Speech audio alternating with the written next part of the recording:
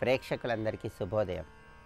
ఈనాటి శుభయోగం శీర్షికన తిరుప్పావై పాసురాల్లో భావాన్ని, దానిలో ఉన్నటువంటి విశేషార్థాన్ని తెలుసుకుందాం. ఆండాళ్ తల్లి శ్రీకృష్ణ పరమాత్మని ఎలా ప్రార్థిస్తుందంటే, కృష్ణ, నువ్వు దేవకీదేవికి పుత్రుడిగా జన్మించావు. ఆ రోజు రాత్రే యశోదమ్మకు పెంపుడు బిడ్డవై అతి రహస్యంగా పెరుగుతూ ఉంటే దుష్ట కంసుడు నిన్ను చంపటానికి చేసినటువంటి దురాలోచనని వమ్ము చేసి కంసుడికి బాధను కలిగించినటువంటి స్వామి, నిన్ను ఆశ్రయించిన మా మీద ఎంతో ప్రేమతో మా ప్రార్థనల్ని ఆలకించు స్వామి. మేము పురుషార్థాలను కోరటానికి ఇక్కడికి వచ్చాం. పరై అనే వాయిద్యాన్ని ఇచ్చి మమ్మల్ని అనుగ్రహిస్తే మా క్లేశాలు అంటే కష్టాలన్నీ తొలగిపోయేటట్లుగా నీ శౌర్యాన్ని కీర్తించి సంతోషిస్తాం స్వామి. ఇదే మా వ్రతం పరమార్థం స్వామి అంటూ ఆండాళ్ తల్లి శ్రీకృష్ణ పరమాత్మను ప్రార్థిస్తోంది. దీనిలో అంతర్లీనంగా ఉన్నటువంటి విశేషార్థాన్ని మనం అర్థం చేసుకుంటే, ఆండాళ్ తల్లితో శ్రీకృష్ణ పరమాత్మ ఎలాంటి సందేశం ఇస్తున్నాడంటే, ప్రతి యుగంలో కూడా నేను తిరిగేటటువంటి అందరి జీవుల రూపంలో ఉంటాను. ఇది గొప్ప రహస్యం. అంటే విగ్రహంలో కూడా అంతే శక్తితో ఉంటాను.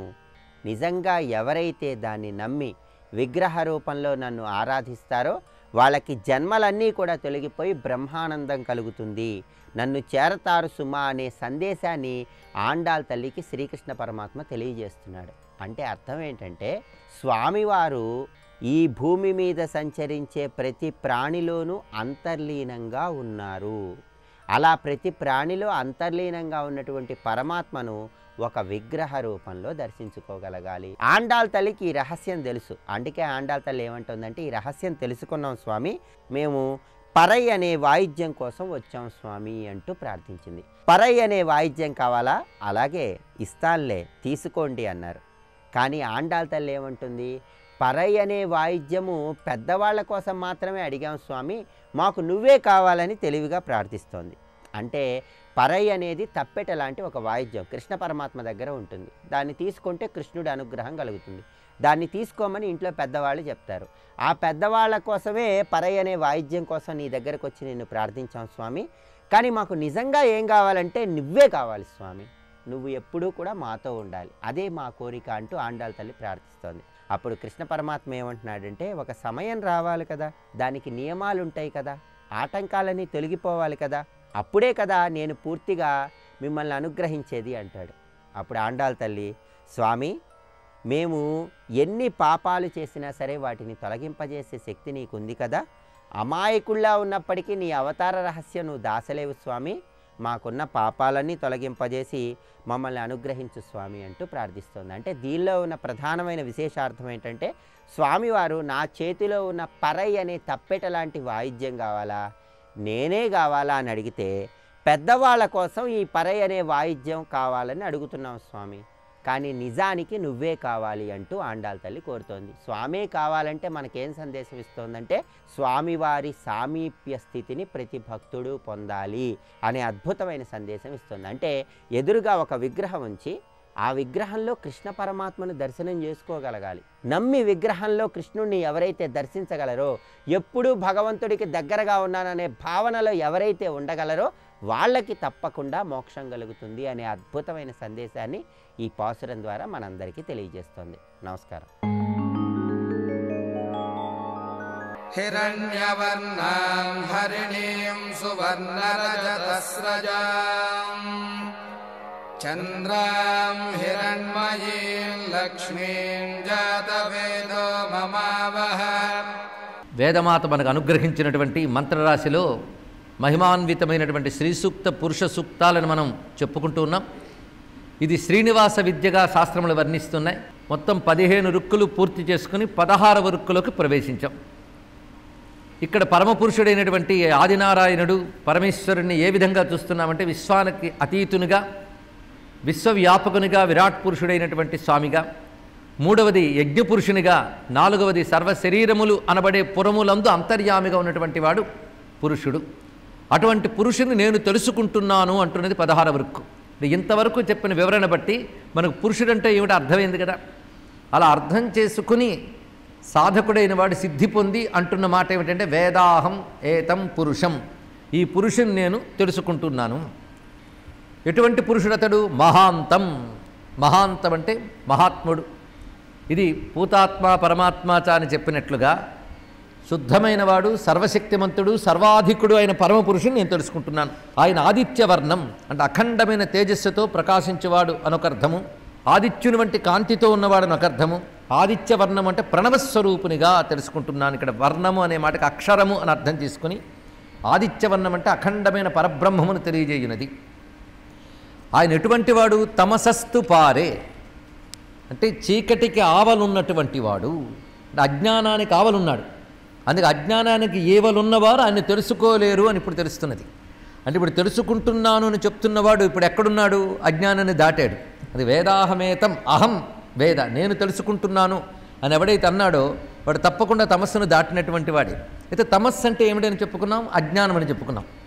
అయితే తమశ్శబ్దానికి చక్కని అర్థం చెప్తున్నారు ఇక్కడ. ఏంటంటే వర్తతే అతో గురుశాస్త్రరహితై మూఢై అనుభవతం అసఖ్య అన్నారు. తమస్సులో ఉన్న వాళ్ళకి ఆయన తెలియబడడు. నాకు భగవంతుడు తెలియబడట్లేదండి అంటే తమస్సులో ఉన్నామని అర్థం. కొంతమంది మేము తమస్సులో ఉన్నాం కనుక ఆయన తెలియబడ్డం లేదు అంటారు. కొంతమంది ఆయన తెలియబడ్డం లేదు కనుక లేడు అనుకుంటాడు. వీడు ఇంకా మరీ తమస్సులో ఉన్నాడని అర్థం. వాడు లేడని నిర్ణయానికి వచ్చాడు. వీడు ఉన్నాడేమో కానీ నాకు తెలియడం లేదు, ఎందుకంటే నేను అజ్ఞానంలో ఉన్నాను కనుక అన్నాయి. అజ్ఞానంలో ఉన్నాను గుర్తించాడంటే సగం జ్ఞానం ఉన్నట్లే, అది తెలుసుకోవాలి.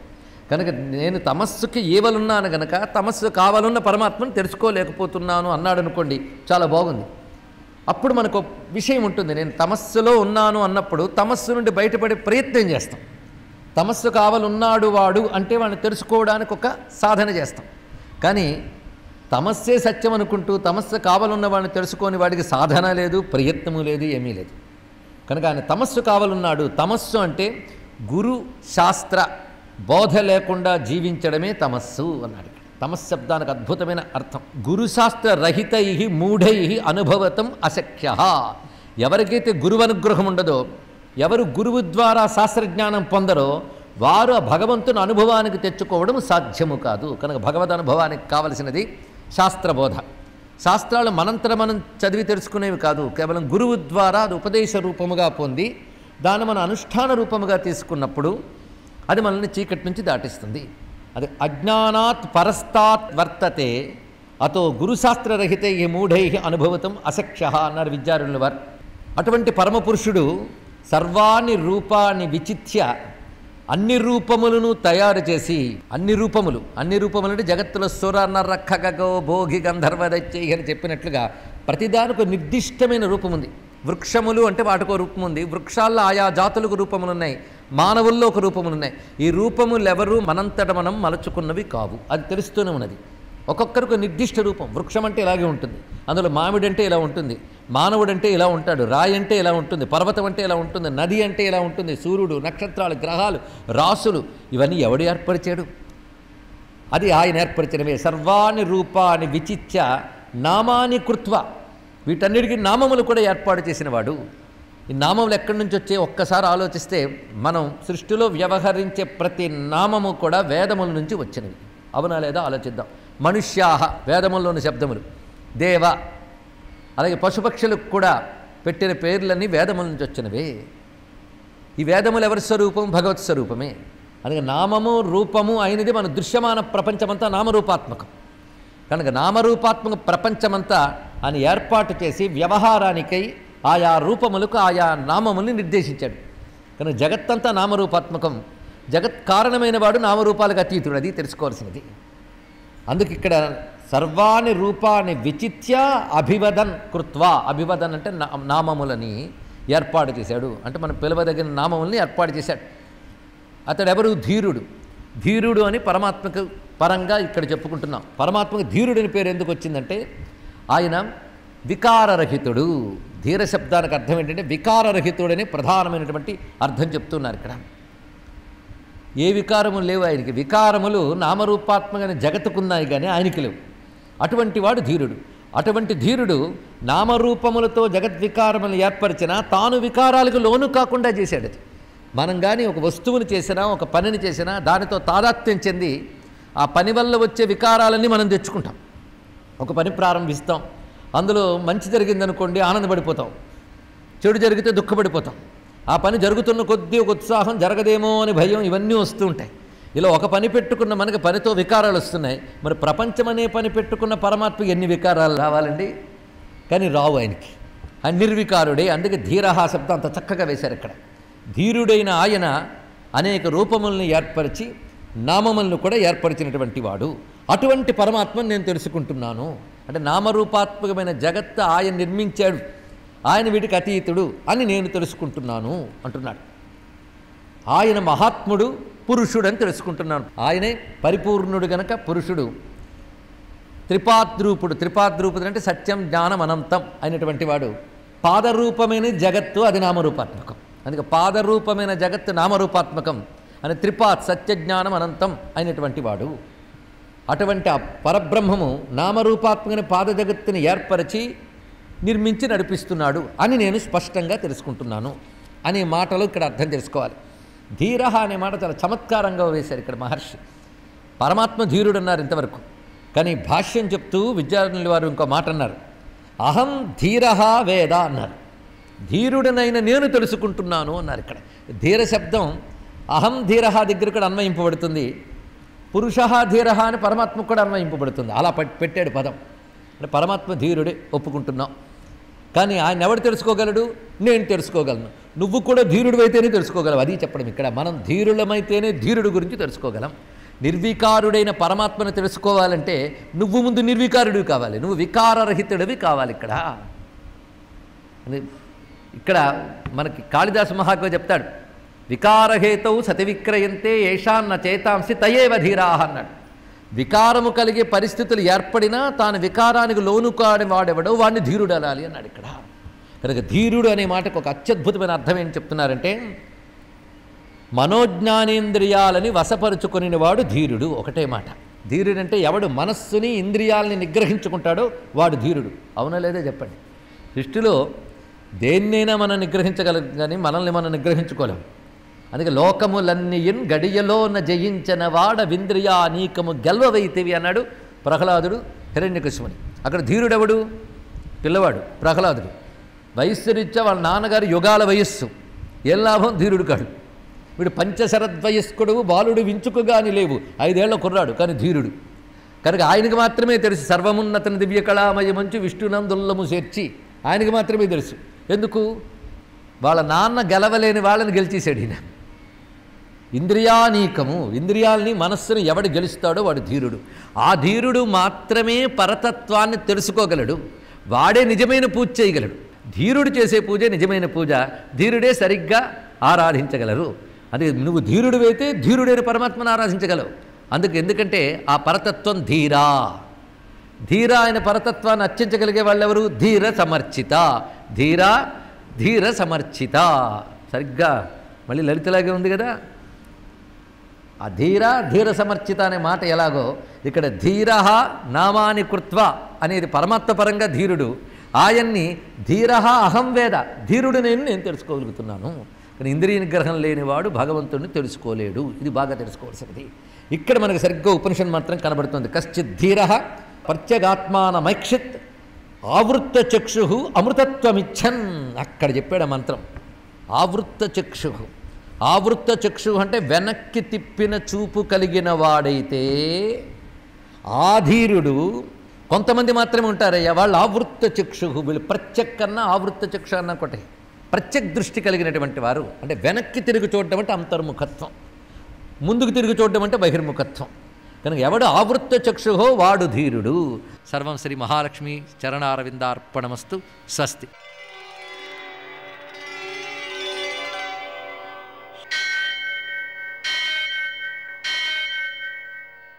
సహస్రశీరుషం దేవం విశ్వాక్షం విశ్వశంభువం విశ్వం నారాయణం దేవమక్షరం పరమం పదం విశ్వతః పరమాం నిత్యం విశ్వన్నారాయణగుం హరిం విశ్వమేవేదం పురుషస్తద్విశ్వముపజీవతి పతిం విశ్వస్యాత్మేశ్వరగుం శాశ్వతగుం శివమచ్యుతం నారాయణం మహాజ్ఞేయం విశ్వాత్మానం పరాయణం.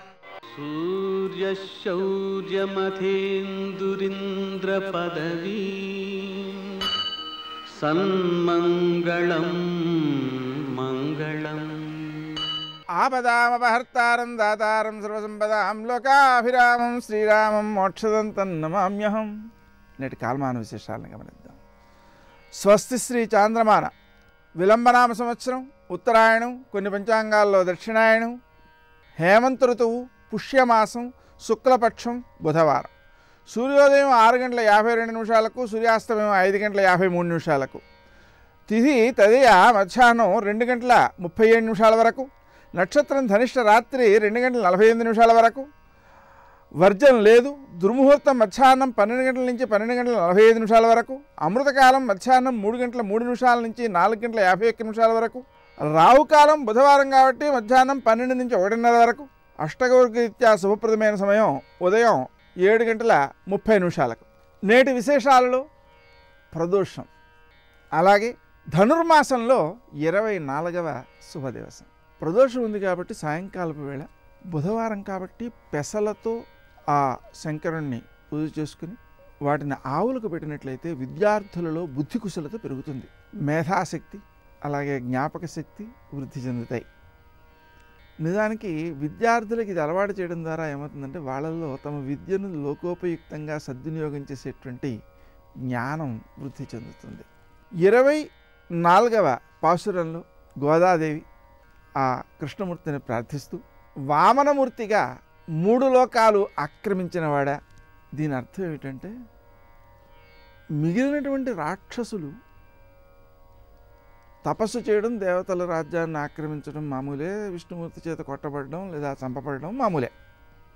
కానీ బలిచక్రవర్తి ఒక్కడు దేవతల రాజ్యాన్ని ఆక్రమించిన తర్వాత కూడా యాగాలు దానాలు మానలేదు. కాబట్టి సాక్షాత్తు విష్ణుమూర్తి యాచకుడుగా వచ్చి 3 లోకాలు ఆక్రమించాడు. ఆయన దానం ఇచ్చేసాడు కూడా. బలిచక్రవర్తి ఇచ్చేసాడికి పుణ్యం ఇంకా పెరిగిపోయింది. దాంతో సాక్షాత్తు లక్ష్మీనారాయణులే ఆయనకి ద్వారపాలకులైనారు. అందుకని మనం ఒక కార్యాన్ని సాధించిన తర్వాత కూడా దైవోపాసన కొనసాగించాలి అనేటువంటిది దాని నుంచి నేర్చుకోవాలి. అలాగే రాముడుగా అవతరించి రావణుడిని సంహరించావు. అలాగే ఇప్పుడు శకటాసురుణ్ణి, వత్సాసురుణ్ణి సంహరించటం, పర్వతాన్ని ఒక వేలుపై ఎత్తి మమ్మల్ని అందరినీ కాపాడడం, ఇవన్నీ కూడా చేసావు. ఇలా శత్రువుల్ని సంహరించేటువంటి నువ్వు చాలా విశిష్టమైనటువంటి వ్యక్తివి. నీకు శుభమగుగాక. నిన్ను గురించి మేమంతా కూడా భక్తితో గానం చేస్తున్నాం. ఆ గానం చేస్తున్నటువంటి మాకు నీ శౌర్యాన్ని గానం చేసేటువంటి అవకాశాన్ని ఇప్పించవయ్యా. నీకు శుభమగుగాక అని కోరుతున్నారు. ఇక్కడ భగవంతునికి శుభమగుగాక అని కోరడం అనేటువంటి ఒక లక్షణం ఉంది చూసారు. ఇది చాలా చాలా విశిష్టమైనది. ఎందుకంటే మనం భగవంతుని దగ్గరికి వెళ్ళి నాకు ఇది కావాలని కోరుతూ ఉంటామే తప్ప నీకు మేలు కలగాలని కోరడం అనేటువంటిది సామాన్యంగా కనిపించదు. అది గోదాదేవి నుంచి నేర్చుకోవాలి. ఆ విధంగా భగవంతునికి మనం మేలు కోరితే ఆయన మనకు మేలు కోరిక ఏం చేస్తాడు? ఇలాగ కోరుతాడు. మాకు మేలు చేయమని మనం కోరక్కర్లేదు. కాబట్టి ఈ భక్తి విశేషం అనేటువంటిది మనం అనుసరించదగినది. నేటి ఆణిముత్యాలు.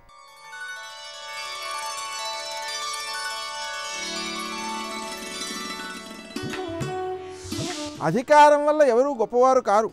దానిని వినియోగించే పద్ధతిని బట్టి గొప్పవారు అవుతారు.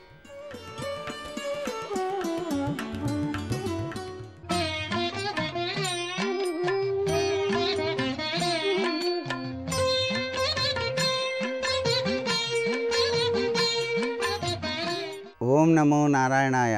ఓం నమః శివాయ. శ్రీమాత్రే నమః.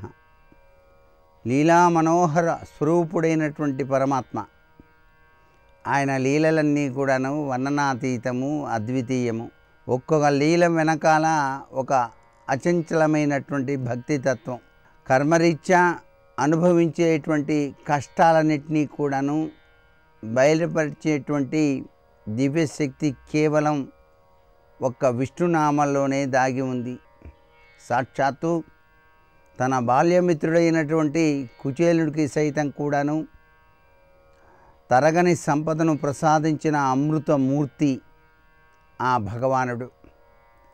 అందుచేతనే నారదోపాఖ్యాన రీత్యా కూడాను నారదుల వారికి కూడాను సంసార సాగరంలో దాగిన విశిష్టవంతమైనటువంటి లక్షణాలన్నింటినీ కూడాను తెలియపరిచిన లీలా వినోద తత్వం మనకు కృష్ణ పరమాత్మ చర్యల్లో గోచరిస్తుంది. అందుకనే ఆయన లీలలు అనిర్వచనీయము, అద్వితీయము. కాబట్టి దారిద్ర్య ధ్వంసనాశక కారకుడు ఆ పరమాత్మ అని ఆండాళమ్మ తల్లి చాలా చక్కగా వివరణ ఇస్తూ వస్తోంది. అందుకే కుచేలోపాఖ్యానం తెలియజేస్తూ ఆ ఇల్లాలు పడినటువంటి ఆవేదన తన భర్తకు తెలియజేస్తే కేవలం అటుకులు మూటగా కట్టుకొని తన చిన్ననాటి స్నేహితుడైనటువంటి కృష్ణ పరమాత్మను సందర్శించడానికి వెళ్ళి అక్కడ ఆయన ఇచ్చినటువంటి అతిథి సత్కార్యానికి ముగ్ధుడై నా కోసం ఏమి తెచ్చావు అని అడిగినప్పుడు అయ్యో చాలా చిన్ని బహుమానమే తీసుకొచ్చానే అంటూ ఆ మూటను అలా ఊడదీసి చూపించినప్పుడు ఆయన పిడికెడుతో చక్కగా ఆరగించినటువంటి విధి విధానం కృష్ణ పరమాత్మ తీసుకున్నటువంటి విధి విధానంలో కర్మ విధ్వంసనము అనేటువంటిది స్వామివారు అనుగ్రహాన్ని ఇచ్చాడు. అంటే కర్మమున పుట్టు జీవుడు కర్మమున కలుగు సుఖ దుఃఖములు అని. ఆ కర్మ విధ్వంసన ఎప్పుడైతే జరిగిపోయిందో వెంటనే ఐశ్వర్యయుక్తమైనటువంటి జీవితంలోకి వచ్చేసాడు కుచేలుడు. అంటే ఏమిటన్నమాట, విధి వ్రాసిన దుర్వ్రాతను కూడాను తొలగింపచేయగల శక్తి సంపన్నత లక్షణాలు కేవలం పరమాత్మకే చెల్లుతాయి.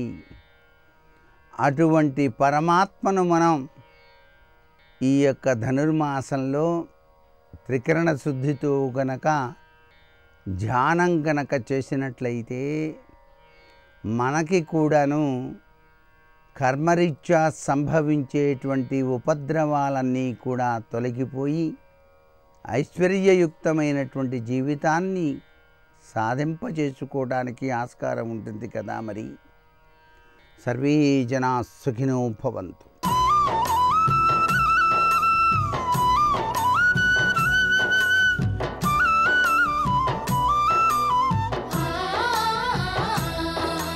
ఆపదామపహర్తారం దాతారం సర్వసంపదాం లోకాభిరామం శ్రీరామం భూయో భూయో నమామ్యహం. హరి ఓం. అరుణాచల వైభవము, భగవాన్ రమణుల తత్వము. శంకర భగవత్పాదులు దక్షిణామూర్తి స్తోత్రాన్ని పూర్తి చేస్తూ ఒక మాట అంటారు. పూరంభాంస్యనలో నిలోంబర మహార్నాథో హిమాంసు పుమాన్ ఇత్యాభాతి చరాచరాత్మకమిదం యస్యైవ మూర్త్యష్టకం నాణ్యకించన విద్యతే విమృశతాం యస్మాత్ పరస్మాత్ విభో తస్మై శ్రీగురుమూర్తయే నమయిదం శ్రీదక్షిణామూర్తయే అంటారు. అంటే అంతటా నిండి నిబిడీకృతమైనటువంటి శివచైతన్యము కంటికి కనపడేటట్టుగా అష్టమూర్తి తత్వంగా ప్రకాశిస్తూ ఉంటుంది. 8 రూపాలతో పరమశివుడు ప్రకాశిస్తూ ఉంటాడు. ఆ 8 రూపాలతో శివుణ్ణి మనం చూడగలం. ఆ 8 తప్ప 9వది నిజానికి ప్రపంచంలో లేదు. ఇంకా ఆ 8 శివుడై ఉంటాడు. అందుకే ఆయన యొక్క తత్వమంతా 8 అంకె మీదే నడుస్తూ ఉంటుంది. అష్టమూర్తి తత్వము అని శివ పూజ యందు కూడా శర్వ భవ ఉగ్ర రుద్ర భీమ పశుపతి మహాదేవ ఈశానములనేటటువంటి పేర్లతో పూజ చేస్తే ఆయన పూజ పూర్తయిపోయినట్టే. అటువంటి 8 రూపములుగా ఆ పరమశివుడు మన మాంసనేత్రమునకు కనపడేటట్టుగా ఉంటాడు అని. అందులో మొట్టమొదటిది ఈ పృథివీ, ఈ భూమి అంతా కలిపి శివస్వరూపం. అది మాంసనేత్రమునకు దొరుకుతుంది, కనపడుతుంది పృథివీ. అలాగే పంచభూతములలో ఆపస్ తేజో వాయు ఆకాశములు ఈ 5 కాక సూర్యచంద్రులు, జీవుడు, ఈ 8 కలిపి శివస్వరూపాలు. అందుకే ఇవి శివస్వరూపములు అని నిర్ధారణ చేయడం కోసమే ఈ 8 లింగస్వరూపములై ఉంటాయి. కంచిలో పృథివీలింగం, జంబుకేశ్వరంలో జలలింగం, అరుణాచలంలో అగ్నిలింగం, చిదంబరంలో ఆకాశలింగం, శ్రీకాళహస్తిలో వాయులింగం, కోణార్కలో సూర్యలింగం, సీతాకుండంలో చంద్రలింగం, ఖాట్మండులో యజమానలింగం. యజమానలింగం అంటే నేను నేను అనుకునేటటువంటి యజమాని యొక్క స్వరూపం. ఈ 8 కూడా శివస్వరూపములే. అందుకే ఈ 8 పేర్లతో 8 శివలింగములు ఆవిర్భవించాయి. ఇందులో పంచభూతలింగములు అని పృథివీ, ఆపస్తేజో, వాయు, ఆకాశములు ఈ 5 బ్రహ్మాండము తయారు చేయబడడానికి ప్రధానమైన ఉపకరణములై అవే పిండాండమునందు కూడా ఉంటాయి. బ్రహ్మాండ పిండాండములు ఉండేటటువంటివి ఈ 5 పృథివీ, ఆపస్తేజో, వాయు, ఆకాశములే. ఇందులో మళ్ళీ నేను మీతో మనవి చేసినట్టుగా కంచిలోది పృథివీలింగం తెలుస్తుంది. ఎందుకనంటే మీరు కాంచీపురం వెళ్ళి చూస్తే ఏకాంబరీశ్వరుడని పేరు కలిగినటువంటి పృథ్వీలింగానికి నీళ్లతో అభిషేకం లేదు. ఎందుకంటే నీటితో అభిషేకం చేస్తే కరిగిపోతుంది ఆ లింగం. అందుకని నీటితో అభిషేకం చెయ్యరు, ఒక్క మల్లె నూనెతో మాత్రమే దానికి అభిషేకం. కాబట్టి కంచిలో పృథివీలింగం తెలుస్తుంది. జంబుకేశ్వరంలో జలలింగం తెలుస్తుంది. శ్రీరంగం వెళ్ళిన వాళ్ళు ఆ పక్కనే తిరువాణక్కోయిల్ అంటారు వాళ్ళు. ఆ తిరువాణక్కోయిల్ వెడితే ఆ పరమేశ్వరుని యొక్క శివలింగం దగ్గర ఎప్పుడూ నీరు ఊరుతూ ఉంటుంది. అది ఎవరి మీద ప్రోక్షించరు, ఆ నీళ్లు తీసి పోసేస్తూ ఉంటారు పక్కన. అలా నీరు ఊరుతూ ఉంటుంది కాబట్టి ఆయన జలలింగం, ఆయన నీటి స్వరూపముతో ఉంటాడు అని. శ్రీకాళహస్తిలో వాయులింగం, వాయువుని చూడడం ఎలా? కానీ వాయువు శివుడై ఉన్నాడని గుర్తు ఏమిటంటే శ్రీకాళహస్తిలో శివలింగానికి ఎదురుగుండా ఒక దీపం ఒకటి ఉంటుంది. ఆ దీపం ఎప్పుడు ఇలా కదులుతూ ఉంటుంది. ఆ గాలి కదులుతూ దీపం వెలగడమే వాయులింగం. యథార్థంగా ఎదురుగుండా కంటికి కనపడే లింగస్వరూపంతో పాటు అన్వయం చేసుకుని చూడవలసినటువంటి లింగస్వరూపం గాలికి కదిలేటటువంటి ఆ దీపం, అందుకని అది వాయులింగం. ఇక కంచిలో పృథివీలింగం, జంబుకేశ్వరంలో జలలింగం, అరుణాచలంలో అగ్నిలింగం, చిదంబరంలో ఆకాశలింగం, శ్రీకాళహస్తిలో వాయులింగం. చిదంబరంలో ఆకాశలింగం, చిదంబరంలో ఆకాశలింగం తలుపు తీసి చూపిస్తారు, మారేడు దండలు వేసి ఉంటాయి. ఆ వెనక శివలింగం ఏమి ఉండదు, గోడ ఉంటుంది. ఏమిటంటే అక్కడ ఏం శివలింగం లేదు కదా అంటే అదే చిదంబర రహస్యం అండి అంటారు. అంటే అంతటా నిండిపోయిన ఆకాశ స్వరూపుడే అక్కడ ఉన్నాడు అని. ఇక అరుణాచలంలో అగ్నిలింగం. ఇప్పుడు కంచి అంటే పృథి ఉంది, శ్రీకాళహస్తి అంటే వాయువు తెలుస్తోంది, జంబుకేశ్వరంలో జలలింగం అంటే శివలింగం దగ్గర నీరు ఊరుతోంది, చిదంబరంలో ఆకాశలింగం అంటే అంతటా నిండినటువంటి ఆకాశమే అక్కడ ఉన్నది తెలుస్తోంది. కానీ అరుణాచలంలో అగ్నిలింగం అంటే అక్కడ అగ్ని ఏది? మీరు అరుణాచలం శివాలయంలోకి వెడితే మీకు అక్కడ అగ్ని ఏమైనా కనపడుతుందా? ఒక పెద్ద జ్యోతిస్వరూపాన్ని అక్కడ ఉంచి, లేదా ఒక పెద్ద నెగడుల ఒక మంట మండుతుంటే అదేనండి శివలింగం అక్కడ అని ఎవరైనా చెప్తారా? చెప్పరు. మామూలుగా శివలింగమే ఉంటుంది. మామూలు శివలింగమే ఉన్నప్పుడు అరుణాచలంలో ఉండేటటువంటి శివలింగం అగ్నిలింగం ఎలా అవుతుంది?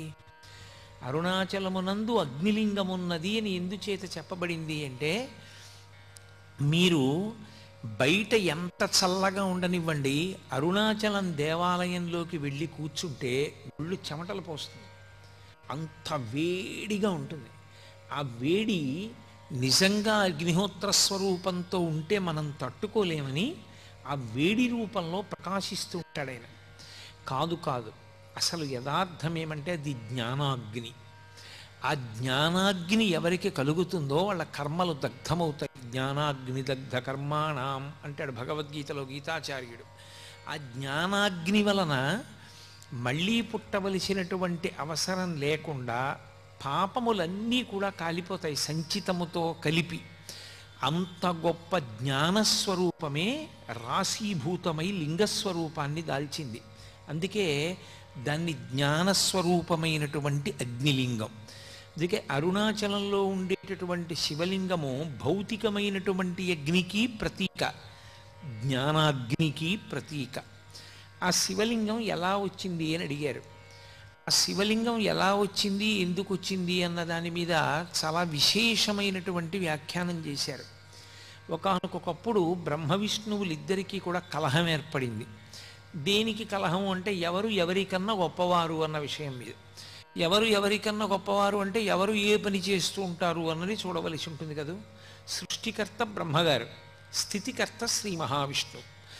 ఈ సమస్త భూతములు నేను సృజిస్తే కదూ వాటిని నిలబెట్టడం అన్నది, వాటిని పోషించడం అన్నది.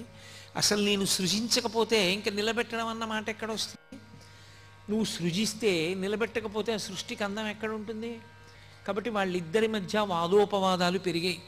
అయితే ఇక్కడ ఒక అనుమానం వస్తుంది. వేదములను 4 ముఖములతో చెప్పగలిగిన వాడు సరస్వతీదేవి యొక్క భర్త, ఇంతటి సృష్టికర్త, లోకానికి పితామహుడు, మహానుభావుడైనటువంటి బ్రహ్మగారికి ఇలాంటి అజ్ఞానం పట్టుకుని లోకాలన్నింటినీ దక్షతతో నిర్వహించగలిగినటువంటి వాడు, స్థితికారుడు, ఎందరో రాక్షసులను దునుమాడినవాడు, దశావతారములను స్వీకరించగలిగినవాడు, అటువంటి శ్రీ మహావిష్ణువు ఇటువంటి అజ్ఞానానికి వశుడై వాళ్ళు కూడా అహంకారంతో అలా కలహించుకుంటే ఇంకా వారు ఒక్కొక్కసారి అలా బుద్ధి పతనమవుతుంది అని అనవలసి వస్తే అంతటి పూజనీయమైన స్థానములను ఎలా అలంకరిస్తారనేటటువంటి ప్రశ్న ఒకటి ఉత్పన్నమవుతుంది. సర్వం శ్రీ ఉమామహేశ్వర పరబ్రహ్మార్పణమస్తు. స్వస్తి.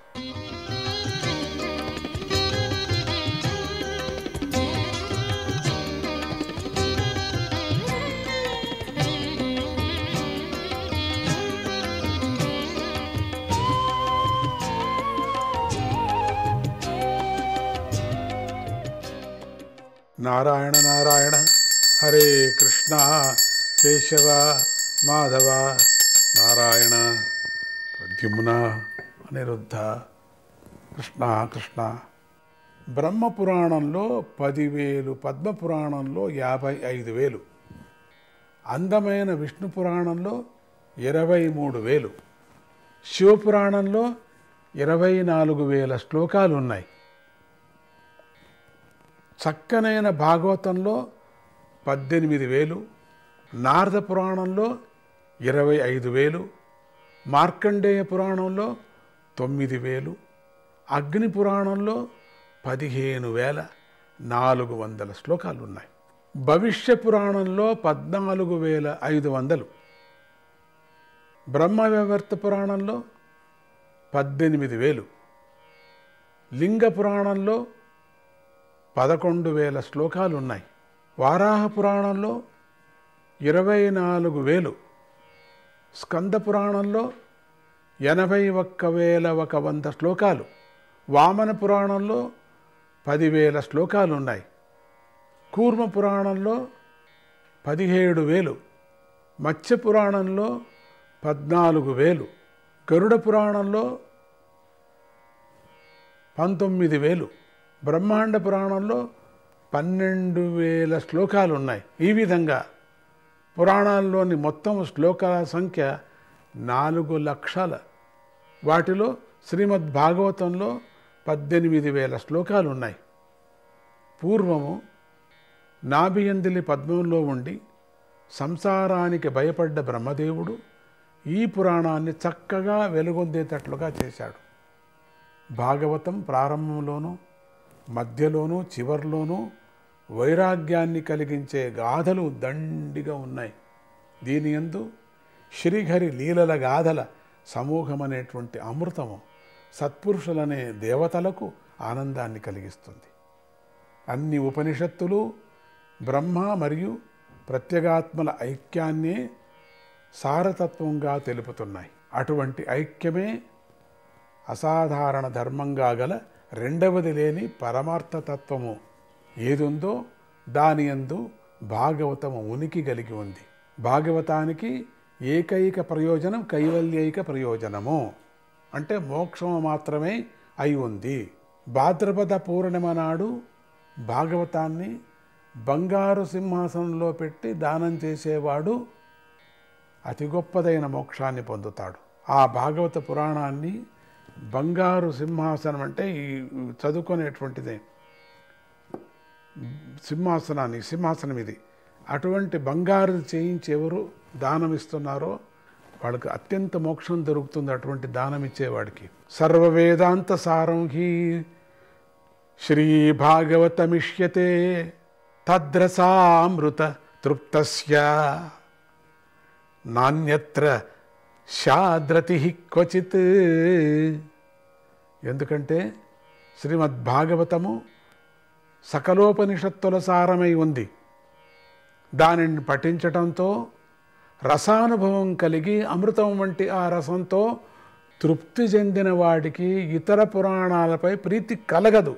నదులలో గంగ ఎలాంటిదో, దేవతలలో భగవంతుడైన శ్రీహరి ఎటువంటి వాడో, విష్ణు భక్తులలో శివుడు ఎలాంటి వాడో, పురాణాలలో శ్రీమద్భాగవతం అలాంటిది.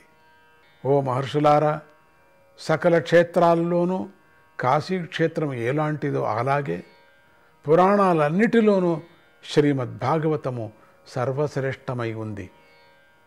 శ్రీమద్భాగవతం పురాణమమలం శ్రీమద్భాగవతం పురాణమమలం యద్వేష్ణవానాం ప్రియం యస్మిన్ పారమహంస్యమేకమమలం జ్ఞానం పరం గీయతే తత్ర జ్ఞాన విరాగ భక్తి సహితం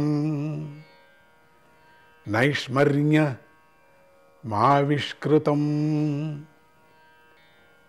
తచ్చృణ్వన్ విపఠన్ విచారణపరో భక్త్యా విముచ్యే నరః. శ్రీమద్భాగవతం దోషాలు లేనటువంటి పురాణము. దీని యందు పరహంసలకు హితము, అద్వితీయము, నిర్మలము, చైతన్య స్వరూపమైనటువంటి పరబ్రహ్మ గానం చేయబడింది. దీనిలో ఆత్మజ్ఞానము, వైరాగ్యము, భక్తి అనే వాటిలో కూడిన అత్యంత కర్మ నివృత్తి ఆవిష్కరించబడ్డది. దీనిని భక్తితో శ్రవణం చేసి, పారాయణం చేసి, నిష్టగా మననం చేసేవాడు విముక్తుడవుతాడు.